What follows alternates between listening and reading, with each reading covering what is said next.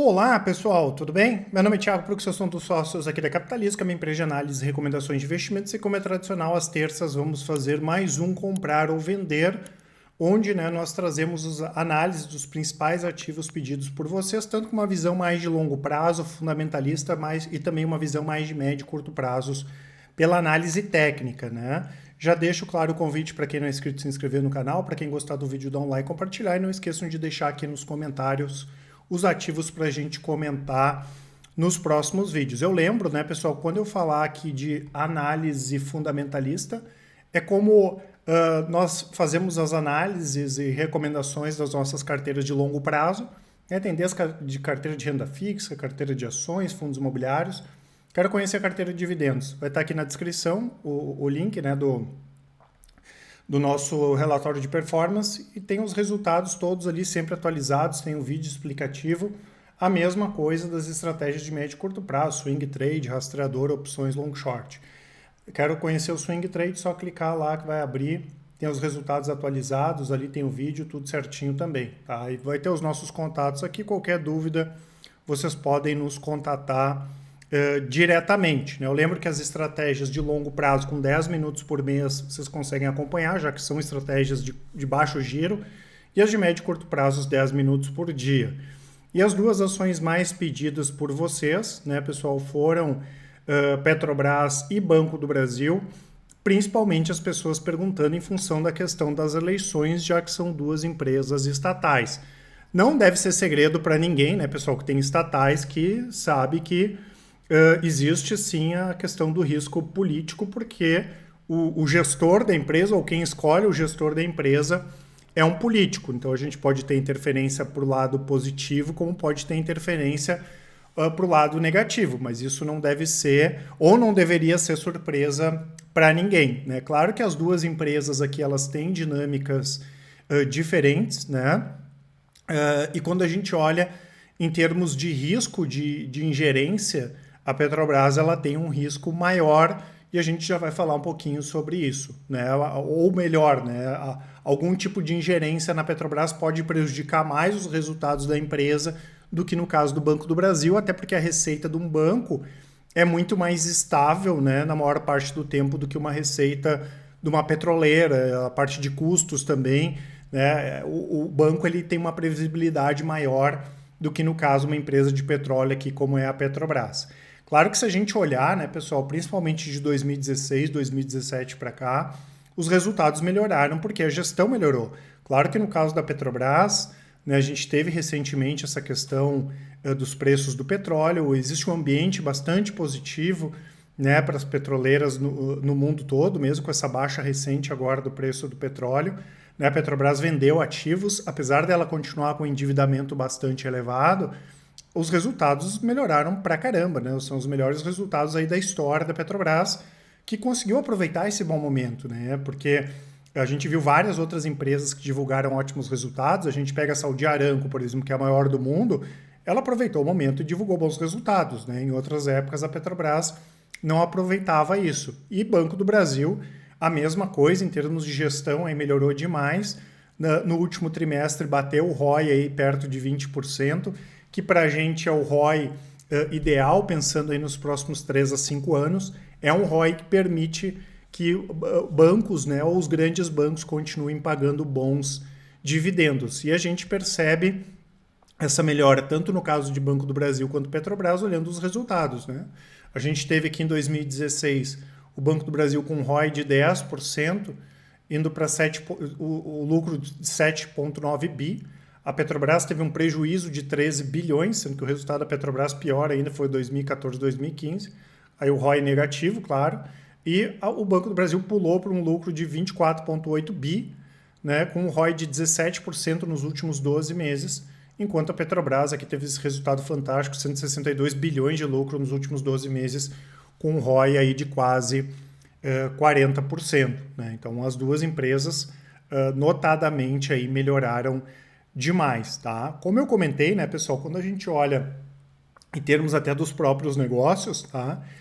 Existe sim um risco de ingerência maior na Petrobras do que no Banco do Brasil, tá? Até porque a Petrobras pode começar a fazer investimentos que não fazia antes, né? Inclusive a gente já viu isso acontecer agora no caso da negociação do campo de Albacora entre PetroRio e Petrobras, que ficou claro que a Petrobras não queria vender o campo para a PetroRio e começou a dificultar na negociação, inclusive ela mesma vai fazer a exploração desse campo, né? Já contratou a plataforma e tudo mais lá já vai contratar a plataforma e tudo mais para explorar esse campo, né? Então, caso, por exemplo, ganhe o PT, ganhe o Lula, existe essa possibilidade, né, sim, de acelerar como era antigamente esses investimentos para a Petrobras aumentar a produção. E isso pode, né, trazer consequências ruins, até porque o endividamento da Petrobras ainda é bastante elevado. E esse tipo de margem de manobra, vamos dizer assim, em relação ao Banco do Brasil é menor. Por isso mesmo, em anos como 2016, que outras estatais tiveram resultados ruins, né, o Banco do Brasil teve resultados aquém, quando a gente compara com Santander, Bradesco e Itaú, mas não foram resultados como nós tivemos no caso da Petrobras, e todo mundo acompanhou na época da Lava Jato aí o que nós tivemos, né? A Petrobras foi uma empresa que sofreu demais aí, em função dessas questões de corrupção, tá? Então, existe, né, essa possibilidade. Hoje nós não temos recomendação de longo prazo nem no Banco do Brasil, nem Petrobras. No caso do Banco do Brasil, a gente entende que tem opções mais conservadoras do que o Banco do Brasil, apesar de ser uma empresa muito barata hoje, né? E se a gente pegar tanto o Banco do Brasil quanto o Itaú, vão acabar divulgando resultados melhores aí até o final do ano e na virada do ano, quando a gente compara com Santander, por exemplo, e Bradesco, que tem inadimplência subindo um pouquinho mais, né? Então isso faz com que o Banco do Brasil, que tem uma carteira mais defensiva, principalmente no setor agro, e o Itaú, divulguem resultados mais positivos. E como até agora a gente não viu nenhum indicador de inadimplência muito pesado, né, as provisões devem cair mais e os dividendos aumentarem, tá? E sendo que o Banco do Brasil já está pagando bons dividendos. A Petrobras também está num nível de múltiplo bastante barato, mas a Petrobras dificilmente ela vai conseguir repetir os resultados, os últimos resultados para frente, até porque no curto prazo a gente tem, por exemplo, essa questão da queda aí dos preços do petróleo, né? Então a tendência dos resultados de Petrobras não é dar prejuízo, não é isso, mas é não ser tão positivo quanto os últimos. Em compensação, o Banco do Brasil, pelo menos até o final do ano, a gente deve ver os resultados melhorando e também pagando mais dividendos, tá? E foi o que eu falei, né? Dependendo do próximo governo, a gente pode ter, no caso da Petrobras, a volta de investimentos para tentar aumentar a produção. A gente viu quando o próprio PT estava no governo, a questão das refinarias, enfim, isso pode voltar, né? E caso a gente tenha problemas como nós tivemos a última vez, a empresa pode se prejudicar com isso, né? No caso de Petro, né, pessoal, a gente prefere outras empresas pensando no longo prazo, até porque mesmo com a queda recente do petróleo, a nossa expectativa é bastante positiva para a commodity nos próximos anos, porque mesmo que a Petrobras volte a investir para aumentar a produção, não é o que vem acontecendo na maior parte das empresas do mundo. É o contrário, né? As empresas não têm investido para aumentar a produção e estão aproveitando esse momento para fazer recompra de ações e para pagar dividendos. Então a gente vai ter a demanda subindo no longo prazo e o potencial da oferta não, o que acaba sendo positivo aí para os preços do petróleo. Como o petróleo no curto prazo não tem substituto, né? Hoje 90% de toda a energia é carvão, é petróleo e gás, né? A gente entende que os preços do petróleo devem continuar elevados. Claro que isso não é uma reta, né, pessoal? Vai variar, pode bater 100, pode bater 80, pode bater 90, mas a expectativa é que a gente tem que os preços continuem elevados. E mesmo que a gente tenha, por outro lado, a continuidade do governo atual, a gente não acredita, por exemplo, em privatização das empresas, né? A gente já comentou sobre isso. No caso da Petrobras, foi feita a venda, né, desses ativos, até a gente já comentou também sobre isso, que a gente entende que a Petrobras vendeu ativos que não precisaria ter vendido pela qualidade dos ativos. Talvez fizesse mais sentido vender a empresa inteira, então, e depois ver o que ela vai ficar ou não, né, do que vender alguns ativos bons, como o caso dos ativos de gás, né?